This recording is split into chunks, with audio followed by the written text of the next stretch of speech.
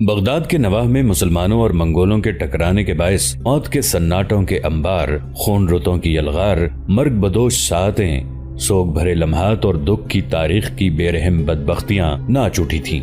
منگول یہ خیال کر رہے تھے کہ ان کے مقابلے میں مسلمانوں کا لشکر بالکل چھوٹا اور مختصر سا ہے اور بہت جلد وہ انہیں کاٹ کر رکھ دیں گے، لیکن یہاں صورتحال کچھ مختلف دکھائی دے رہی تھی، اس لیے کہ عرب سالار منصور بن احمد کی کمانداری میں کھلی آستینوں والے عرب بپھری صداؤں کی تکبیروں میں غیظ و غضب کی طغیانیوں کی طرح منگولوں پر حملہ آور ہوتے ہوئے ان کی لاشوں کی بساط بچھانے لگے تھے۔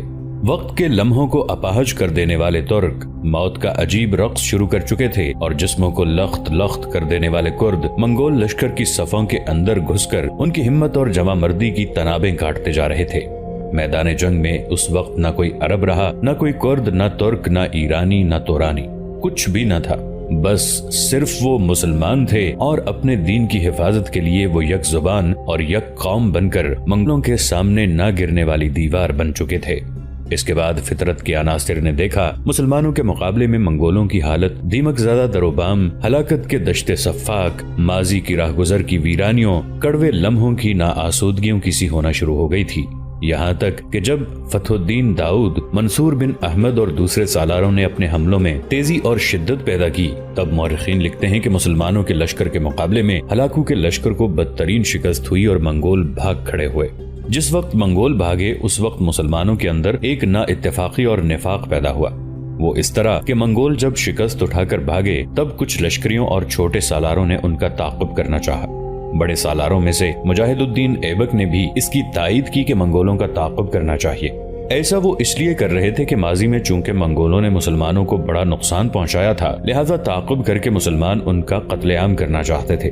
لیکن بڑے سالاروں میں سے فتح الدین داؤد، منصور بن احمد، شرف الدین کردی، حسام الدین جوکندار اور صالح بن اشرف نے اپنے لشکریوں کو منگولوں کا تعاقب کرنے سے منع کیا، لیکن اس شور شرابے میں ان کی ایک نہ سنی گئی۔ مجاہد الدین ایبک کی کمانداری میں مسلمان لشکریوں نے منگولوں کا تعاقب شروع کر دیا، جس کی بنا پر بڑے سالاروں نے بھی ان کا ساتھ دیا۔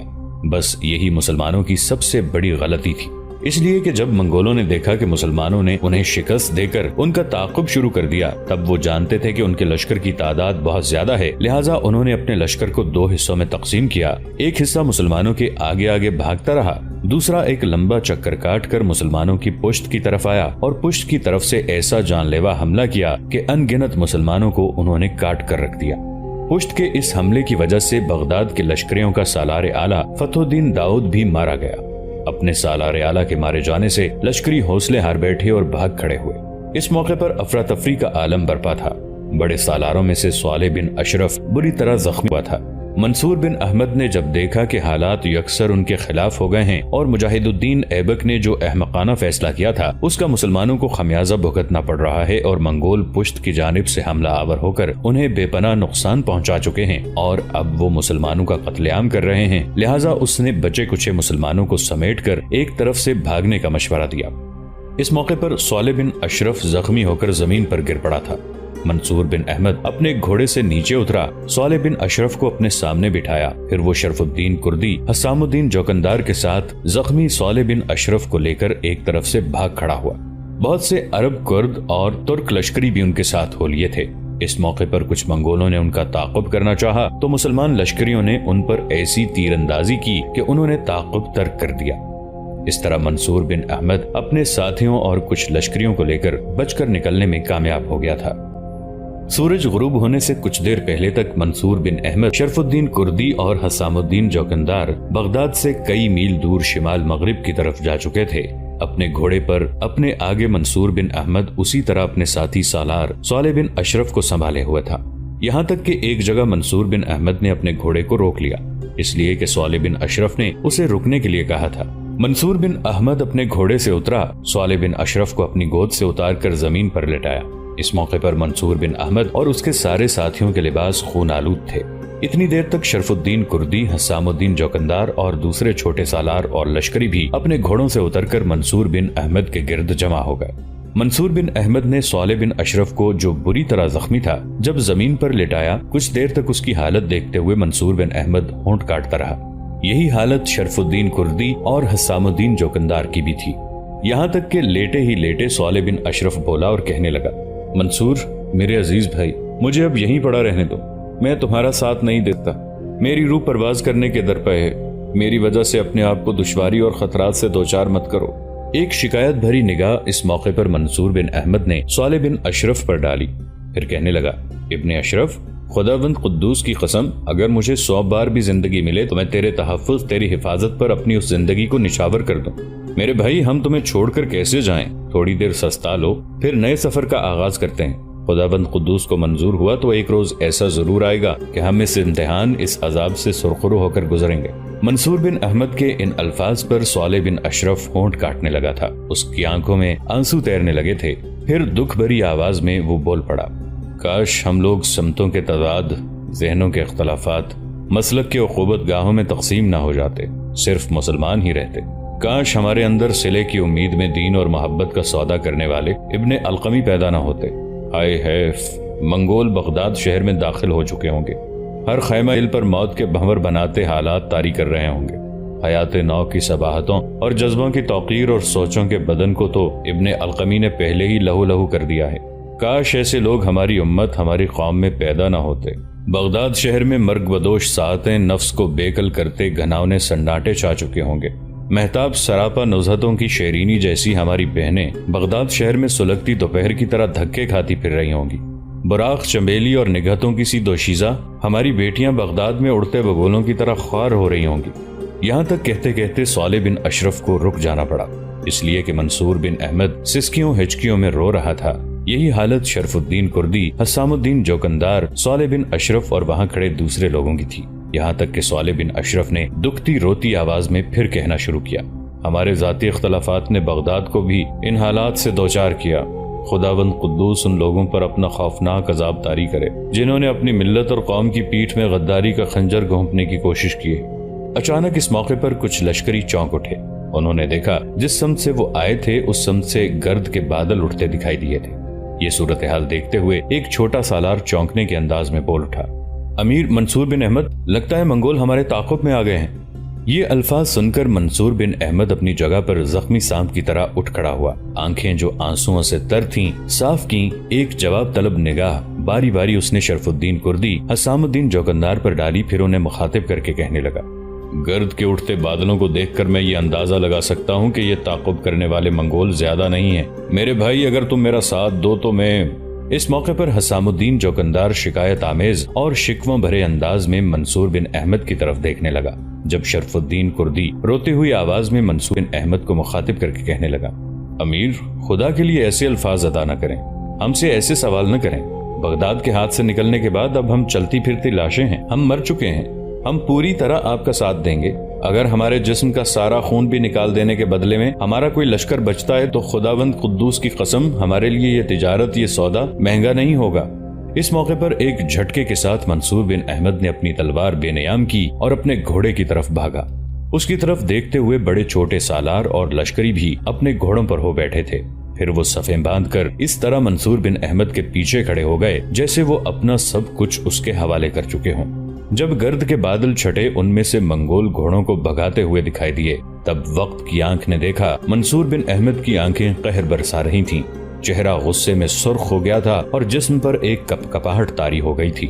اس نے ہولناک انداز میں چند بار تکبیریں بلند کیں، اس کے بعد اس نے اپنے گھوڑے کو ایڑ لگائی۔ اس کے پیچھے پیچھے اس کے سار اور لشکری بھی اپنے گھوڑوں کو سرپٹ دوڑا چکے تھے۔ پھر دیکھتے ہی دیکھتے منصور بن احمد، شرف الدین کردی اور حسام الدین جوکندار تعاقب کرنے والے منگولوں پر دیکھتے سلگتے عذابوں اور دکھ کی اندھی آندھیوں کی طرح حملہ آور ہو گیا تھا۔ تعاقب کرنے والے منگول زیادہ دیر تک منصور بن احمد اور اس کے ساتھیوں کے سامنے ٹھہر نہ سکے، اس لیے کہ منصور بن احمد، شرف الدین کردی اور حسام الدین جوکندار تو پہلے ہی انتقام کی آگ میں جل رہے تھے۔ بہت جلد انہوں نے تعاقب کرنے والے منگولوں کو موت کے گھاٹ اتار کر میدان صاف کر دیا۔ جب سارے منگولوں کا خاتمہ کر دیا گیا، تب منصور بن احمد کے چہرے پر ایک وقار، اس کی آنکھوں میں ایک آسودگی تھی۔ اس موقع پر شرف الدین کردی اور حسام الدین جوکندار بھی چھوٹے سالاروں کے ساتھ اس کے پاس آن کھڑے ہوئے تھے۔ پھر کسی قدر خوشی کا اظہار کرتے ہوئے منصور بن احمد کہنے لگا، ہمارے لوگ ناحق ان منگولوں کو ناقابل تسخیر خیال کرتے ہیں۔ خداوند قدوس کی قسم، اگر ابن القمی بغداد کے زیادہ لشکریوں کو شہر سے نکال کر سرحدوں کی طرف نہ بھیج دیتا تو میں اور فتح الدین ہلاکو خان کا مقابلہ کر کے اسے شکست دے کر اس کے مرکزی شہر قراقرم تک اس کا تعاقب کرتے۔ مگر برا ہو اس ابن القمی کا، اس نے نہ صرف مسلمان قوم کو تقسیم کیا بلکہ ہمارے لشکریوں کے اندر بھی تفریق کی ایک لکیر ڈال رکھی۔ پھر منصور بن احمد نے اپنے لشکریوں کو منگولوں کے سامان کا جائزہ لینے کے لیے کہا۔ تھوڑی دیر بعد کچھ چھوٹے سالار آئے اور منصور بن احمد کی طرف دیکھتے ہوئے کہنے لگے، لگتا ہے منگول راستے میں کچھ بستیوں کو لوٹتے ہوئے آئے ہیں، اس لیے کہ ان کے پاس کھانے پینے کے علاوہ دیگر بہت سا قیمتی سامان بھی ہے۔ اس موقع پر منصور بن احمد نے ایک لمبا سانس لیا، اپنے پہلو میں کھڑے شرف الدین کردی اور حسام الدین جوکندار کی طرف دیکھا، پھر کہنے لگا، چند لشکریوں پر مشتمل ایک گروہ تشکیل دے دو جس کی کمانداری ایک چھوٹا سالار کرے گا۔ منگولوں کے پاس جس قدر کھانے پینے کا اور دوسرا سامان ہے وہ سب ان لوگوں کے پاس رکھا جائے، وہی اس کی حفاظت کریں گے اور اسی سے اپنے ساتھیوں کی ضرورت پوری کی جائے گی۔ سب کا کھانا اکٹھا اور ایک ساتھ پکے گا اور سب کو ہر چیز کا برابر حصہ ملے گا۔ پہلے منگولوں کا سارا سامان سمیٹ لیا جائے۔ یہ جو منگولوں کے گھوڑے ادھر ادھر بھاگتے پھر رہے ہیں، انہیں بھی اکٹھا کر کے ان کی لگامیں ایک دوسرے سے باندھ کر انہیں اپنے آگے آگے ہانکا جائے گا۔ ہم یہاں سے اب شمال کے کوہستانی سلسلوں میں فرات تاتار قبائل کا رخ کریں گے، انہی کے اندر رہ کر ہم منگولوں پر ضرب لگاتے رہیں گے، ان سے انتقام کی اپنی رسم پوری کرتے رہیں گے۔ اپنے سارے لشکریوں کو سمجھا دینا کہ فرات تاتار قبائل کے اندر جا کر کسی پر بھی یہ انکشاف نہ کریں کہ میں بغداد کے لشکریوں کا نائب سپہ سالار منصور بن احمد ہوں۔ دیکھو میرے دونوں بھائیوں، میں ایک شکست خوردہ قوم کا ایک ہارا ہوا سالار ہوں اور فرات تاتار قبائل کے اندر ایک گمنام لشکری کی حیثیت سے کام کرنا چاہتا ہوں، اور مجھے امید ہے کہ ان کے اندر رہتے ہوئے ہم منگولوں کے خلاف خوب ضرب لگائیں گے، اس لیے کہ فرات تاتار قبائل کو برقع خان کی حمایت حاصل ہے اور تم لوگ جانتے ہو برقع خان مسلمان ہو چکا ہے اور فرات تاتار کے بہت سے لوگ بھی اسلام قبول کر چکے ہیں، ان کے اندر رہتے ہوئے ہم اپنی کارروائیوں کو بہتر انداز میں پورا کر سکیں گے۔ شرف الدین کردی اور حسام الدین جوکندار نے اس سے اتفاق کیا تھا۔ پھر وہ مڑے اس جگہ آئے جہاں سے ہٹ کر انہوں نے منگولوں پر حملہ کیا تھا۔ منگولوں کے سارے گھوڑوں کو ایک دوسرے سے باندھ کر اور جو سامان ان گھوڑوں پر لدا ہوا تھا وہ بھی ان کی پیٹھوں پر رہنے دیا گیا اور انہیں اپنے آگے ہانکتے ہوئے وہ اس جگہ آئے جہاں انہوں نے قیام کیا تھا۔ صالح بن اشرف اسی طرح زمین پر پڑا ہوا تھا۔ اپنے گھوڑے سے اتر کر منصور بن احمد نے جب صالح بن اشرف کا جائزہ لیا تو وہ فوت ہو چکا تھا۔ کچھ دیر تک عجیب سے انداز میں منصور بن احمد صالح بن اشرف کی طرف دیکھتا رہا، اس پر اس کی آنکھوں میں آنسو آ گئے تھے۔ کچھ دیر تک وہ ہونٹ کاٹتا رہا، پھر جھکا صالح بن اشرف کی پیشانی پر اس نے ایک لمبا بوسہ دیا۔ اس موقع پر اس کی آنکھوں سے نکلنے والے کئی آنسو صالح بن اشرف کی پیشانی پر گرے تھے۔ بوسہ لیتے ہوئے کچھ دیر وہ سسکتا رہا، پھر اٹھ کھڑا ہوا۔ صالح بن اشرف کی تجہیز و تکفین بڑے اہتمام کے ساتھ کرنے کے بعد منصور بن احمد، شرف الدین کردی اور حسام الدین جوکندار اپنے لشکریوں کو لے کر شمال کے کوہستانی سلسلوں میں فرات تاتار قبائل کا رخ کر رہے تھے۔ بغداد کا عباسی خلیفہ مستعصم اپنی جگہ پر خوش تھا کہ اس کے دو بہترین سالاروں فتح الدین داؤد اور منصور بن احمد نے منگولوں کو بدترین شکست دی ہے، مگر احمق خلیفہ کو ابھی تک یہ خبر نہ تھی کہ کچھ غیر ذمہ داروں کے کہنے پر منگولوں کی شکست کے بعد ان کو تعاقب کرنے کے بعد حالات بالکل پلٹا کھا چکے ہیں۔ فتح الدین داؤد مارا جا چکا ہے اور منصور بن احمد اپنے ساتھیوں کے ساتھ اور کچھ لشکریوں کو لے کر بغداد کے نواح سے بھاگ چکا ہے۔ مورخین لکھتے ہیں کہ ابن القمی جس نے خلیفہ کو اب تک بے خبر رکھا تھا، اپنے دل میں خلیفہ کی حماقت پر ہنس رہا تھا۔ اتنے میں بغداد شہر کے اندر یکایک یہ خبر مشہور ہوئی کہ ہلاکو نے اپنے کثیر اور جرار لشکر کے ساتھ بغداد کا محاصرہ کر لیا ہے۔ مورخین مزید لکھتے ہیں کہ اہل بغداد نے مدافعت کی کوشش کی اور 50 روز تک منگولوں کو شہر میں داخل نہیں ہونے دیا۔ اس دوران ابن القمی اور اس کے حمایتیوں نے ہلاکو خان کے لشکر میں جا کر امان حاصل کی اور شہر کے حالات سے مطلع کیا۔ خود وزیر ابن القمی شہر کے اندر ہی رہا اور برابر ہلاکو خان کے پاس دم بدم کی خبریں بھیجتا رہا۔ چونکہ ابن القمی کو اہل شہر سے ہمدردی نہ تھی، لہٰذا اہل شہر دم بدم کمزور اور پریشان ہوتے گئے۔ آخر وزیر ابن القمی شہر سے نکل کر ہلاکو خان سے ملا اور صرف اپنے لیے امان طلب کر کے واپس آ گیا اور خلیفہ سے کہا، میں نے آپ کے لیے بھی امان حاصل کر لی ہے، آپ ہلاکو خان کے پاس چلیں، وہ آپ کو خلافت پر اس طرح قابض اور متصرف رکھے گا جیسا کہ غیاث الدین خسرو کو تاتاریوں نے اس ملک پر حاکم اور فرما روا رکھا تھا۔ خلیفہ اب تک ابن القمی کو اپنا وفادار خیال کرتا تھا، چنانچہ خلیفہ اپنے بیٹوں سمیت شہر سے نکل کر ہلاکو خان کے لشکر میں پہنچا۔ ہلاکو خان نے خلیفہ کو دیکھ کر کہا، اپنی اراکین سلطنت اور شہر کے علماء اور فقہا کو بھی آپ بلا لیں۔ خلیفہ کو ہلاکو خان نے اپنے لشکر میں روکے رکھا۔ خلیفہ کا حکم سن کر علماء، فقہا اور اراکین سلطنت شہر سے نکل کر منگولوں کے لشکر میں آئے اور ہلاکو خان نے ان سب کو ایک ایک کر کے قتل کرا دیا۔ اس کے بعد ہلاکو نے خلیفہ سے کہا، تم شہر میں پیغام بھیج دو کہ اہل شہر ہتھیار رکھ کر سب خالی ہاتھ شہر سے باہر آ جائیں۔